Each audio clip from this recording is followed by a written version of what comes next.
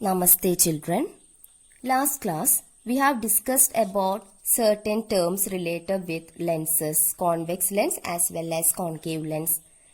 Today, first of all, we are going to discuss about an activity which is given in your textbook, page number 177, activity 10.11.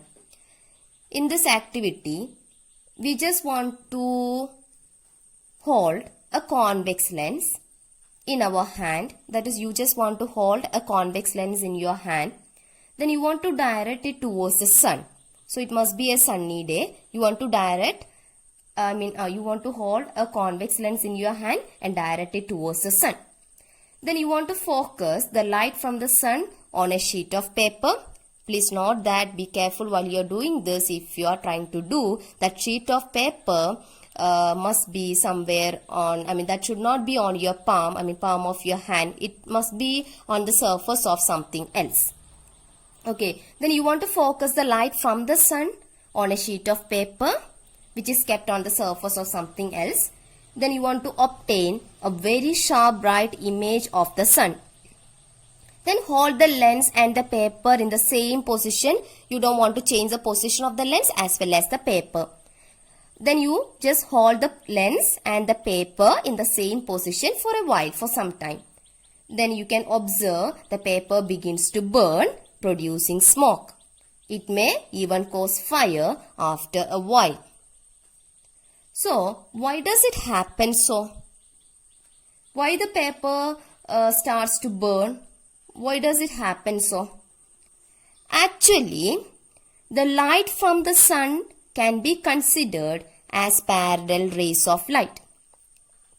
Convex lens, it converges or it concentrates these parallel rays coming from the sun to a particular point where we get the bright spot on the paper. Actually, that bright spot is the image of the sun. So the concentration, that is, while we are using a convex lens and focusing sunlight on a sheet of paper, we are getting a bright spot on the paper. So that bright spot is actually the image of that sun.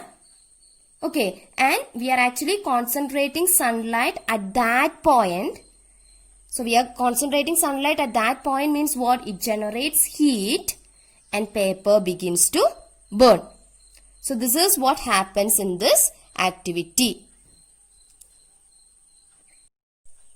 Here you see I have considered a convex lens, and you can see I have drawn so many parallel rays of light passing through this convex lens.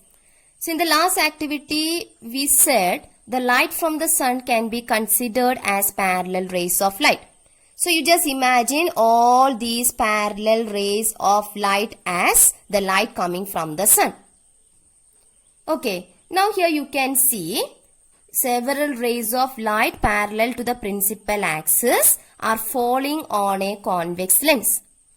And these rays, after refraction from the lens, because lens is a transparent medium, light can enter to the other medium. It can pass to the, it can enter to the other medium, but there will be some refraction taking place. And because of that refraction, it changes its direction. It deviates from its actual path. Okay, so you can see here the first ray of light which is parallel to this principal axis. Principal axis is marked with red color. Okay, so I am considering this parallel ray of light which is parallel to this principal axis. It is incidenting on the convex lens. Refraction takes place. After refraction, it is that refractive ray is passing through a particular point on the principal axis like this. Okay, I have considered another ray of light which is also parallel to the principal axis. Again, refraction takes place here. After refraction, the refractive ray is passing through a particular point on the principal axis. So here you can see these rays after refraction from the lens are converging to a point. On the principal axis. So this point on the principal axis is called the principal focus of the lens. Okay, here we have considered several rays which are parallel to the principal axis falling on a convex lens. These rays, after refraction from the lens, are converging. They are meeting. All the refracted rays are meeting at one particular point on the principal axis. That is, all the refracted rays are converging to a point on the principal axis. So this point on the principal axis is called principal focus of the lens. Okay, here you can see this principal focus. I am marking it by the letter F suffix 2. Okay, I am representing the principal focus of this convex lens by F2 here. This is what they have used in your textbook. That is why I am using the same thing here, F2. So if I am using F2 here, there must be one F1 too now. One F1 will be here in this side. Okay, that is, for a convex lens, last class we have discussed that a convex lens as well as a concave lens has two centers of curvature. Right. Similarly, here for a convex lens there will be two principal foci. Okay, this is one principal focus. That is, if you are taking the rays of light coming from this side, they will be converging to a particular point here. So you will get a focus here. Okay, that focus I am taking it as F1. Then the focus on this side I am taking it as F2. So a convex lens, it has two principal foci. One is here, one principal focus is here, another one principal focus is here. Since this convex lens converges all the parallel rays of light incidenting on it or falling on it, this convex lens is actually converging all the rays of light falling on it, converging to a particular point here. Because of this property, this convex lens is also called as converging lens. Convex lens is also called as converging lens. Next, here you can see I have considered a concave lens. Then I am considering several rays of light. Here I have considered only two. Okay, two rays of light are parallel to the principal axis, are falling on a concave lens. And you can see after refraction, this ray which is parallel to the principal axis falling on a concave lens, and after refraction it is going like this, it is propagating like this. Okay, similarly here you can see we have another ray of light which is also parallel to the principal axis. After refraction it is going like this, it is propagating like this. So here you can see we have two refracted rays, and both the refracted rays are moving away from each other. One is going like this, another one is going like this. So they are like moving away from each other. Now, when we are extending this refractor ray backwards, similarly this refractor ray backwards, they appear to meet or intersect at one particular point somewhere here. Okay, or in other words we can say these rays after refraction from the concave lens are appearing to diverge from a point on the principal axis. These two refractor rays are appearing to diverge from a point on the principal axis. So this point on the principal axis is called the principal focus of a concave lens. Okay, I have considered only two rays of light here. You can consider any number of several rays of light parallel to the principal axis. They are falling on a concave lens. Then these rays after refraction from the concave lens are appearing to diverge from a point on the principal axis, and this point is actually called as principal focus of a concave lens. Here I have represented this principal focus with F1, and on the other side we will have another one principal focus too, that is represented with the F2. Why? Because it is a lens has two principal foci. Okay, that is if you are considering the light coming from this side, okay, you will get when you are the two rays will be diverging away from each other in this side, and when you are extending them backwards, you will get a principal focus here too. So a convex lens as well as a concave lens has two principal foci. And the principal focus which are on the same side of the light, here we have considered, they are actually marked with F1. Okay, and on the other side, opposite side, the principal foci are marked with the F2. That's all. Then while we have discussed about the convex mirror, concave mirror, etc. Now there we have used one center of curvature, C. So here too we have two centers of curvature that we have discussed earlier. One will be C1, another one will be C2. But here we usually represent that with 2F1. Okay, C1 with the 2F1 and C2 with the 2F2. Because that will be that distance will be twice the focal length.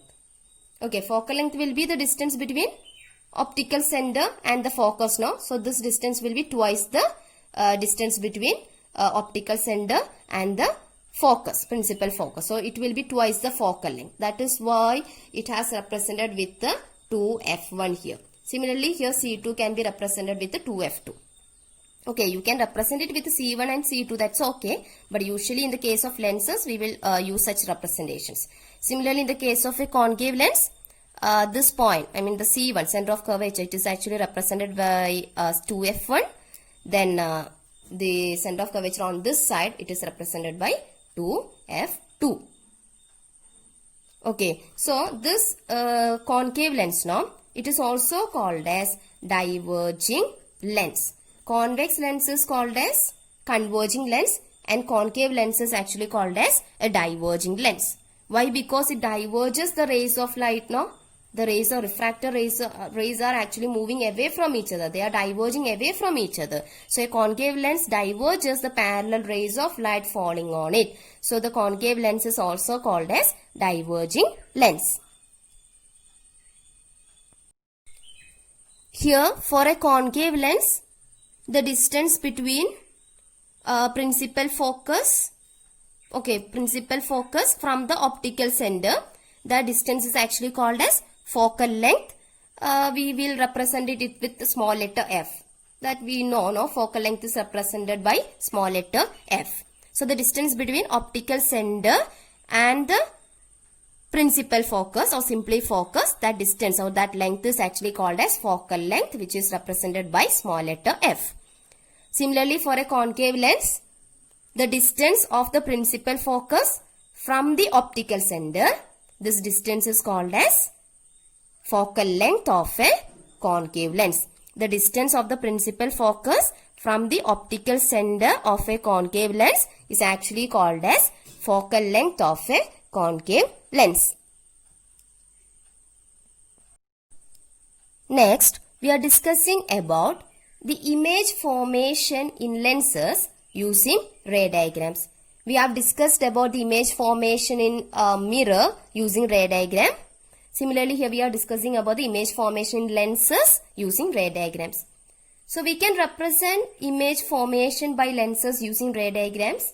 Ray diagrams will help us to study the nature, position and relative size of the image formed by the lenses. So for drawing ray diagrams, you can consider infinite number of rays coming from an object, but that is practically not possible or an easy way for us. So you can consider to draw ray diagrams in lenses, you can consider any two of the following rays that we are going to discuss now. Okay, so here first I have considered a convex lens. Then I have considered a ray of light. Okay, this is a convex lens, optical center. This focus is F1 and this focus on this side is marked by F2. Now, if we are considering a ray of light which is coming from an object kept somewhere here in front of this convex lens, parallel to the principal axis, after refraction from a convex lens, it passes through the principal focus on the other side of the lens. If you are considering to draw a ray diagram, if you are considering a ray of light which is coming from an object and parallel to the principal axis, then after refraction, you have to draw the refractor ray in this way. that is a refractor ray, will pass through the principal focus.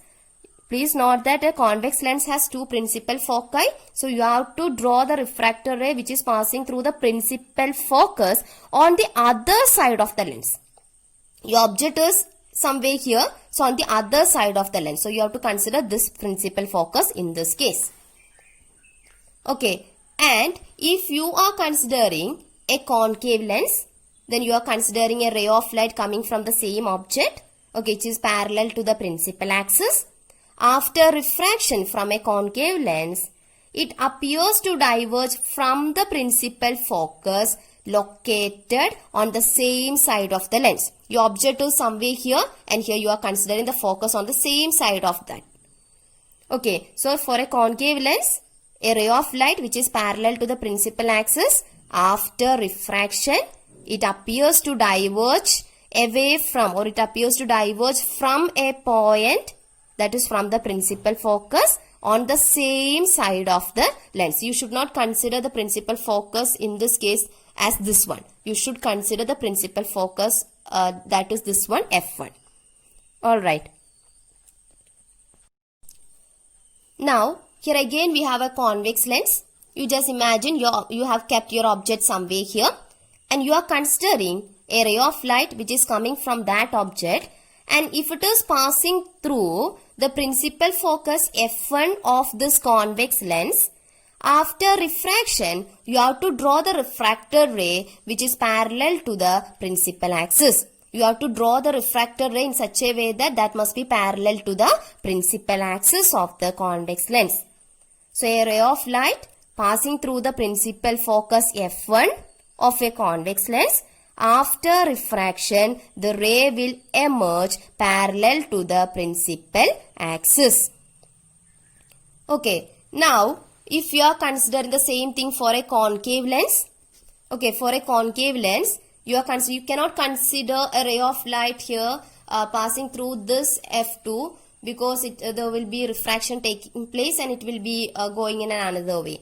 So here in the case of a concave lens, if you are considering a ray of light which is appearing to meet at the principal focus F2, okay, it is appearing to meet, that is when we are extending this incident ray by dotted lines, it appears to meet here at F2.